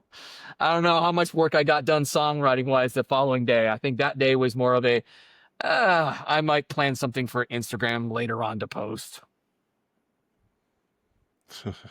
Yeah, as I get older, I find it a little harder for me, especially with a day job too, is staying up all night. Now, if I can get one good night and then like I'm working on like videos and Oh yeah. I try not to edit anything. Okay. It goes out live and I put it out the same way, you know. So about the most I do is make clips, short clips, and they put them on YouTube. So you can't imagine how many views you get off of a minute and 30 seconds. You know, I mean, it's insane. Like, We'll find those clips though, right? I commend you, because I have to do the same thing. I'm like, what song am I pick? What part of the song? I know the typical is the chorus, but sometimes you're not. You're going, I like the guitar riff on this one more. I like more. Should I put more, human beings in some of my reels now? I've been starting to play around with that. It's, more of me out there. Also, I'm going to try to put that in the process in these shorts. But it's one of those, like, that's another gnawing thing in the middle of the night, right? You're shifting through all this thought process, and the worst part, scatterbrain, ADHD, will. This is why we don't have a lot of tabs, because I will not go to bed, and you trying to shuffle through all of that. So it's amazing what you can pull off and do through that, and you have to shift through so much material. Yeah, amen. I know it's a lot. And yours is an hour and 30, and you're looking for those good, awesome clips, right? And I'm with you 100%. It's not easy, but that's what's going to get the views. That's what's going to get people pulling. And it got some of you guys, and it will get some people too. When you get to hear some of my songs, you hear snippets and you go, yes, that's what I want to hear more of that. It makes the payoff even more worth it. And that's why we spend those countless nights either finishing songs or tidying up how to promote it, how to get it out there, and not just, wing it and say, okay, AI, edit it for me. There's now AI editors, which is just a joke. Speaking of AI, how lack of, confidence I have in them, but they're helping me out through some of the music right now. But the idea of just going in and saying, okay, I have to show through this because it's going to be worth it. I will get more clicks. I will get more viewership. And like I said, we're not, and you can tell the passion, it has to be, because we're not getting paid. This isn't like we're all sitting there, making, oodles of money. This is stuff that we do I'm having to still do on the side. yeah. Because of it doesn't pay the bills. I'm not getting as much as streams. You have to have millions of views on TikTok or SoundCloud to get any kind of YouTube. revenue. Yeah, YouTube's the same way. And I'm like, bless y'all, you guys make great content. I see it when I'm flipping through my stuff. But the one negative side effect is I can't rely that as my income. It'd be great if I ever could, but it's going to be I don't know. That's where I feel like I more have that passion, right? For anybody out there who's, listening and have been with us, is knowing that you know how much of a drive you have when you're not doing it for the money. You're not doing it for the clicks. You're doing it for the music. You're doing it so you can get it out there. And it's for the betterment of humans. It's for us, right? We want to make your life easier, and having a nice song hit your head and going, I just got you through your day because you found a new artist, right? And nothing thrills me more is hearing a brand new artist that really connects with you and you can't get enough of them. And I'm hoping I'm one of those bands. If not, find somebody else that can, because there's so much out there. But that's what drives those indie artists. And that's why I give even more respect to them, because they have to put that much effort into their music. They can't just rely on promoter. You can't just rely on, somebody come in and do all editing, because you want to have your own personal touch to it. And we don't have those resources. We don't have the income to support that. So we have to do with what we have and the tools, which is amazing, by the way. We can do a lot. But the one thing we have to sacrifice, unfortunately, it's time. Yeah. Time is the number one factor, right? And that's where you're right. If I can get a good night's sleep, I know for the next 2 nights I can power through. I don't have to go to bed as early. And the missus knows, okay, fine. You, after we've watched our show, whatever, okay, you can go do your thing and I can rest. And I know that I don't know how long I'm going to be up, but it's going to be one of those fun adventures that I know that eventually somebody might connect with, and that keeps us all motivated. Yeah. Well, I'm gonna bring up Spotify again, and I'm gonna All let right. you pick out the next song, because so far I've kind of like, let's play this one. Well, it's, to be fair, you're giving me the opportunity to put my story out there. So I'm more at your leisure and what songs captivate you, because that's more of the audience. I feel like this is like picking your favorite child or your favorite ice cream flavor, which shout out, I'm very bland right now in vanilla, but I'm chocolate mint sometimes. Then I'm, sherbet. I don't know. Like I said, it's very difficult. I'll go with one that tends to get also a lot of clicks or a lot of positive reviews, and the one that was kind of out there for press release and was getting a lot of views, and that's Resurgence. I don't know if that was up in the top 10. I'm shocked it's not up there. But that's one of the, so if you hit the single and EPs tab right there, you go right there to Resurgence to the right. To the right. Oh, there it is. Oh, right there. So that one to me is the catchiest tunes I think I ever written when it came to me. And I think a lot of fans who've never heard of me, they might be interested. So if you want me to pick one, I'm going to go with the one I think that's fairly popular on many platforms besides Into the Storm. Of course, we already played that. All right, let's do it. All right, let's do it.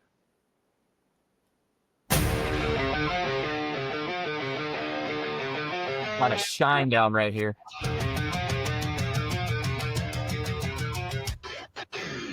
Dusty ground swallowing regret. Blood and sweat fighting over yet. Through the pain crawling on all fours. Scream of the soul heard through closed doors. Oh, that kind of curling pain, man.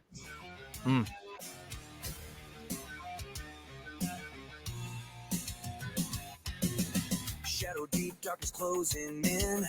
Broken nails, but we're gonna win. Bruised heartbeat, stronger by the day. Gritted teeth, pushing doubt away. Build up. Here we go. Get up and rise again. It's not over yet. Resurgence coming, so don't regret it. Get up and rise again. It's not over yet. Resurgence coming, so don't regret. Thunderous drums. I love that. That took forever to get in there.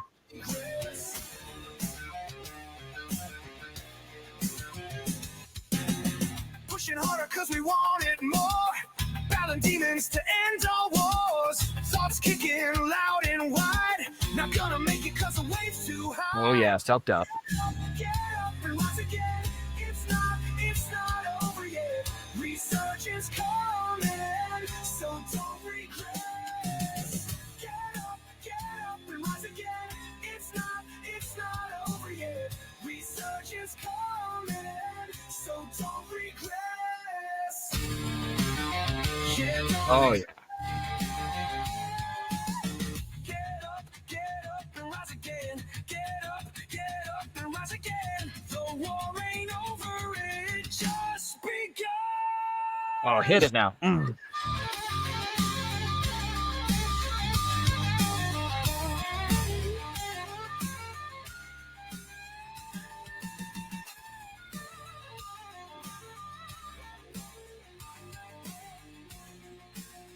Oh, gotta have those riffs, baby. Ooh.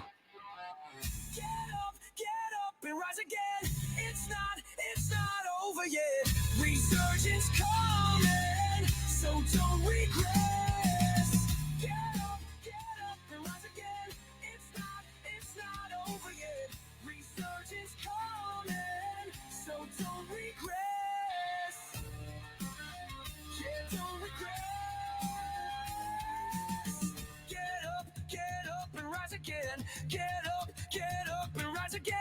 The war ain't over, it just begun.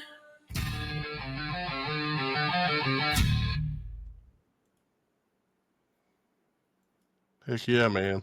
I see that. Is that a phoenix in the background on that? Yep.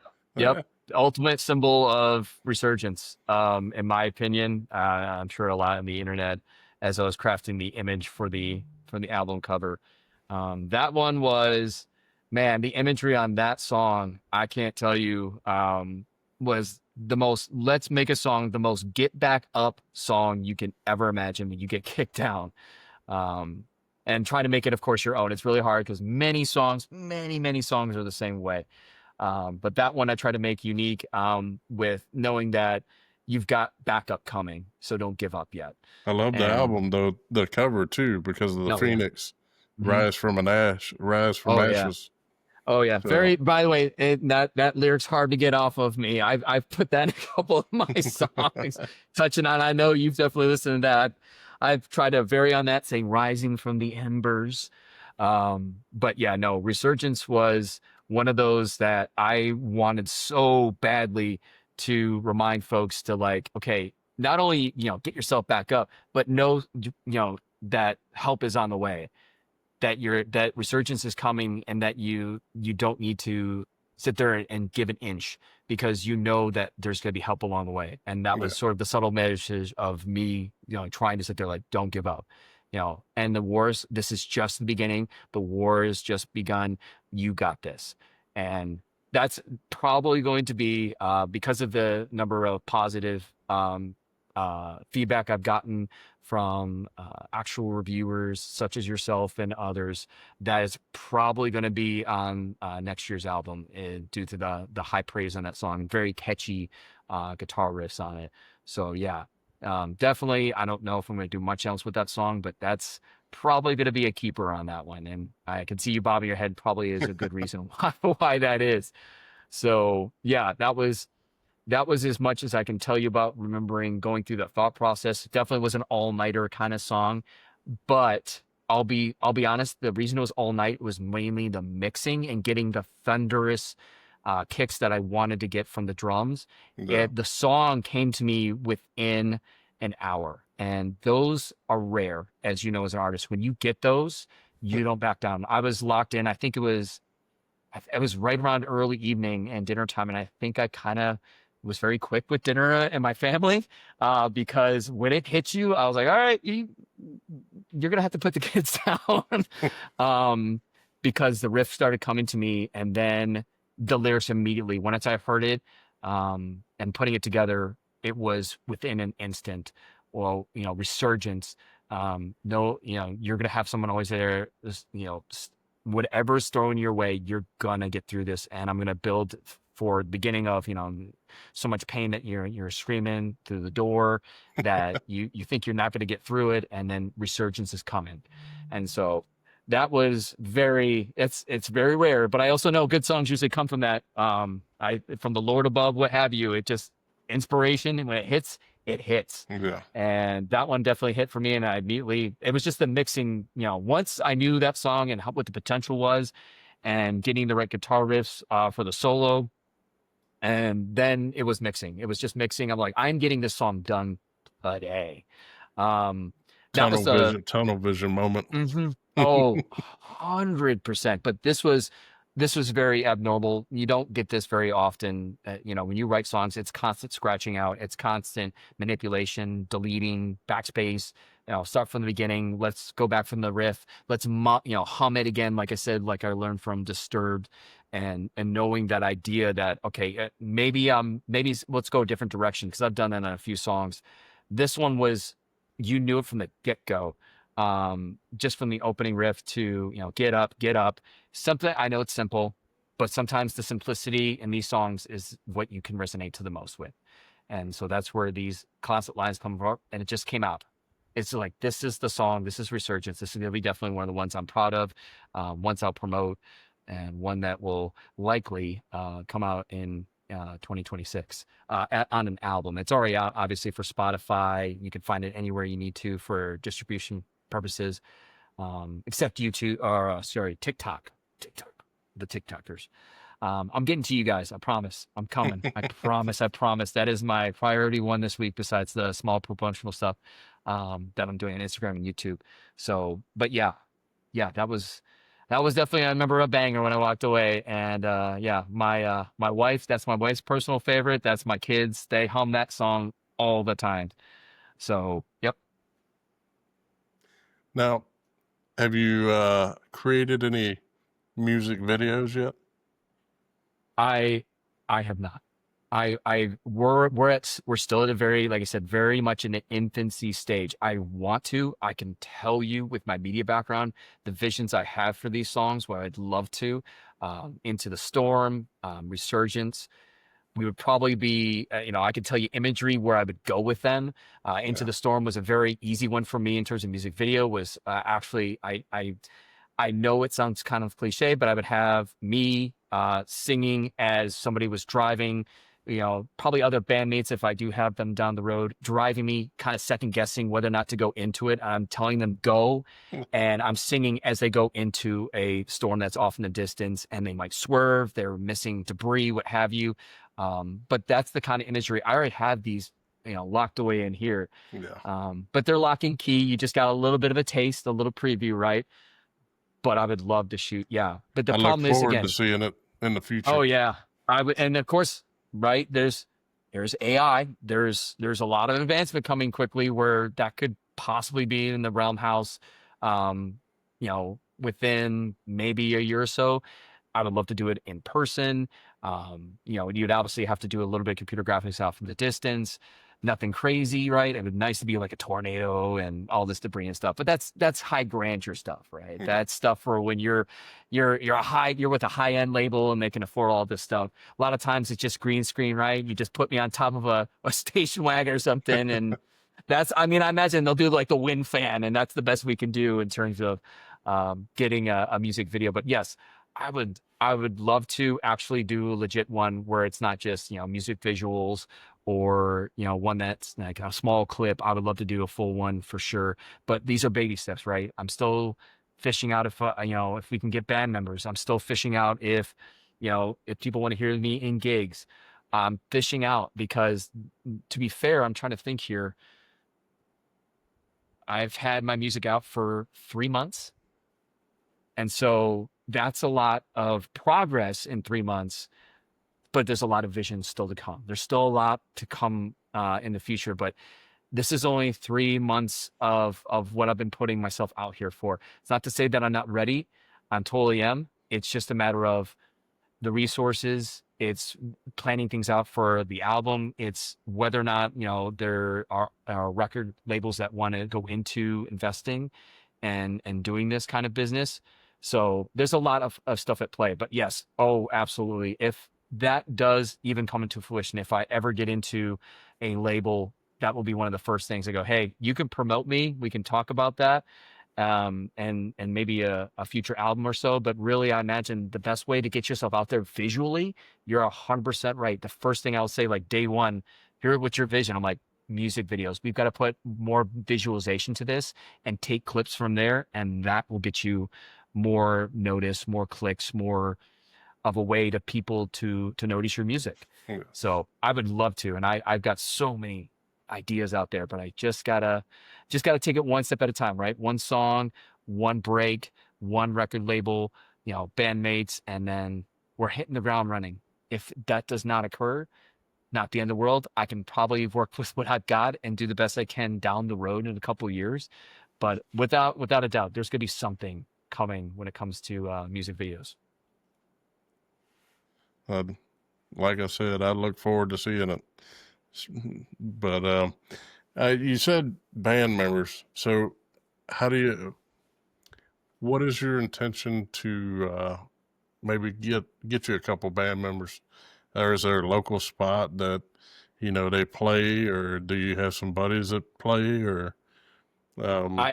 I'm trying to, so it's doing podcasts like here. It's subtle messages and feelers out there in terms of labels, if they know anybody. And really it's all about who you know, right? And right now I don't have anybody in that wheelhouse. This doesn't mean that I don't want it. I encourage it. But again, think of the sacrifice they have to go with. Like, I'm on the older crowd, no label yet. There's a lot of hesitation, and rightfully so. But if you believe in the music and you like the direction I'm going, then what's the hesitation? There's going to be give or take, what have you. And that's where right now it's all about who you know. And I just don't have the right people to know. Doesn't mean I won't know in the future, though. Fair. So it's because of the infancy. Like I said, despite my experience, it's because despite me having 2 albums, that was over 2 years work that was just polished, that, was just with the coat of paint and was putting it out there. And really it was a feeler, right? To me, it was, let's see what this will hit. Will this get a couple hundred views? Will this get 50 views? Will this get thousands? I'm now in the thousands category. Didn't really expect it to happen this quickly, to be fair. I was trying to be humble. I was like, all right, maybe it'll be maybe a couple thousand down the road in 6 months or so. It's much sooner than that. And I've gotten some attraction from some labels that are on the indie side. But I'm just excited for the future, and wherever that takes me. If there's band numbers, great. If there's not, I'll try to do the best I can with the DAWs I got and basic instrumentation that's supplemented with AI and pulling the MIDIs and all of this material that goes into making these songs. I can continue to do that. Do I want to? Yeah, but I want to have instruments. I want to be able to go out there and put that music out there, because that means more listeners, right? The people that do listen tend to like the direction and the intensity, and they like the uplifting sound. So that gives you more of a possibility. So then they tell their friends. That's all I want. That's organic, right? That's what you strive for. You don't strive for the clicks. I'm not there. I would be great, 100%. I'm not going to ever deny it, never shutting that door. But I'm also being real, and that many artists don't make it into this field because of their pining on that one hope or that one click of going viral. It's more about the connections and the people. Like I said, when I know I've kind of made it in this industry, is the humming in the front row, the understanding that I'm actually connecting with people and changing their lives for the better. And they want to constantly put me on their playlist to work out or to have me in the car as they're getting through the tough times in life. That's the real, goal in this. It's not, oh, I want to, go on stage and tour with the bands that I idolize. Of course, every artist does. No, anybody that gets in this industry doesn't go, I don't want that. I know there are some indie people that will be like, I'm just never going to sign. I just want to continue to control. That's fine. Understandable. I get the control, but I'm not going to deny that future, but that's not my goal. My goal is, like I said, if it gets there, wonderful. That's even more icing on the cake. It's more along the lines of, can you be real, bring this music to more ears and help people, no matter what it is. If it's 1 song, 5 songs, an album, that's the difference, man. That's why we're doing this whole show, right? That's why we're doing it. This is artists. That's why indie people want to put themselves out there, right? Yeah. They want to have their story heard. They want to have their music that gets people going, and hopefully for the right reasons. And I'm trying to do the best I can with what I got. So far, seems like you're doing pretty good for starting out. Thank you. Like I said, kind of an old man to the system, but again, I bring that experience, and that's the sound that's missing. I think, you bring something that's old but familiar, as I know people, and I know your producers, kind of nodding and say, like, all right, I can kind of recognize the sound that he's going for. I'm like, yeah, there is also, 80s inspired songs and songs that sound very 80ish because they're such an influential part of our daily lives. And if you can't deny it, it's in all the movies that these children have. And they throw in these songs, and you're just like, what's the song doing in here? Like, I have Thunderstruck in, Megamind, and I'm like looking at here, I'm like, you guys don't even know when it comes to these, songs and what they're really about. Do you want me to tell you more about the lyrics? We'll have to tell you another time for a bad story. So yeah, it's transcendent. And that's, again, what we've talked about well at the beginning of this show, is understanding there are 2 ways to influence people. And one is teaching. It's what I'm trying to do and help people, navigate through this world. And secondly, it's music that will pass on from generations to generations, considering if it stays within family or a few fans or worldwide. it's gonna connect with people, and I'm just trying to do it for those right reasons. And those, if I leave this earth, those are the two things. I'm just hoping to leave an impact, and I'm trying to do the best I can as a good, well-rounded teacher, and trying to do it as a musician on the side as well. That's good. Good positive attitude to have, man. It's hard, man. There's so much negative stuff out there. Oh, That was, yes. we talked about the ads, we talked about it. I mean, well, that and People, just that you're, trolls. yeah, well, I mean, you coming from your job, I come from my job. My job's never easy, working, which tends to get negative connotation, right? Teachers are all, they don't teach like they used to, or all Well, teachers are bad. You are you know. underpaid for one. Yeah, So but to be good teachers, I didn't get in this for the money. Unfortunately, I'm doing it. I'm living with what I can within our means. The Lord has blessed me with a lot of stuff. But this is what I think I was put on to do with the mentorship and the musician stuff. And I can easily, the negative stuff is always prominent. I always tell my students, like, you can find negative within a second, and men tend to permeate that in their culture. If you don't believe me, go to any chat room in any video game, right? And that is, and I get it, you have your time and place to rag on people, but that seems to be the culture, right? If you're not ripping on somebody, you're not somebody. You're not worth being heard in the male community. And that, to me, I'm like, when can we have just some nice, hey, lift each other up, brother, wherever you're at, for even the women out there, we're trying to lift you up. We've got so much that's thrown at us in screens, so much the noise that's out there, whether it's at your job, whether it's you coming home and you're having, even, if you have a rough lifestyle in your family, there's nothing more that can bring you out of that sometimes than the music. Yeah. Than, people giving you a positive, like getting a positive text from somebody.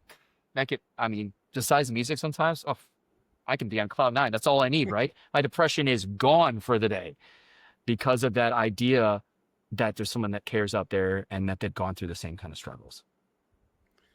You've given me a good idea for the future, and I'm not going to spoil it on the show, but when we get off of here, when we get off of here, I'm gonna run something past you. Okay. Which is, I think it's a good idea, and also help you to get out there. So I'm all for it. If it's empowerment rock and it's getting people going and motivated, I'm all for it. That's what I got into this whole genre for, is to create this whole vibe of making music so people can get through whatever it is in life. And of course, my metaphor, of course, is storms with my meteorology background. Well, we're coming to our 2-hour mark. I'm so sorry, y'all. Oh man, I pushed it to the brink. So, and I'm sure we could keep going on this. Oh my gosh, brother, I got so many other ones, but again, we will definitely outdate ourselves at that point, and we'll lose probably more listeners and viewers if we keep on spouting on, stuff in our younger years. Yeah. Our younger days. Maybe the next show we'll put towards the weekend. Oh yeah. That way everybody's going to be up late, But man, I enjoyed it. I enjoyed you, accepting the invite, coming to the podcast, and like I said, my thing is I'm all about, sharing, new up and coming artists to people that, some people never hear of people that are on the West Coast or the East Coast or, Central United States. They say their genre or maybe even their area, their local radio station may not cover, the demographic of, certain, I wouldn't say demographic, let's say genres. So say, for example, I had a guy on the show from Pennsylvania. Nobody ever heard of his music. But I'll tell you, after that night, several people started picking it up around here, and they've heard of it now. So that's my goal, is to help. And we're helping one another anyway, so. Oh yeah, Yes. you're doing a wonderful job, and I can't thank you enough for giving me the platform, giving me the opportunity to explain where I'm coming from on my songs and where my upbringing was, and being in the South, what have you. So it's one of those things where I just am forever grateful for you, and I again I don't forget about you guys. Everybody that I go on an interview, and I if I ever do, make it a little bigger, a little bit higher up. I never forget you guys. You guys were the first platforms, and really, I'm going to try to journalize everyone that I meet into at this stage, because I feel like there needs to be tribute. I need to bring you along for the ride as well. So I'm forever grateful. You guys are amazing, and giving me the opportunity to say all of this is a blessing. So thank you, and you guys keep on doing what you can to support indie artists that are not getting heard. It's very hard, especially this day and age, because there's so much out there. It's really, we've gone from, there was very, I wouldn't say slim pickings, but you had to really look hard at your local record store to find these artists, Yeah. to it's all out there, but it's hard to find. And I'm hoping that I can resonate with enough individuals on from this show and others that it can start to build up more of a following, and we can continue to ride the storm and make sure that we can get more of this motivational music out there so we can help others along the way. So yeah, I'm forever grateful. Thank you guys so much. And I will not forget as I move on. Many artists will, but I imagine I'm not the exactly typical artist slash high school slash TV weather guy. Well, we do appreciate you, man. And we want to thank our viewers, and stay tuned till next time, man. Keep on watching BSing with Y Eagle Y, and I'll see y'all on the next podcast.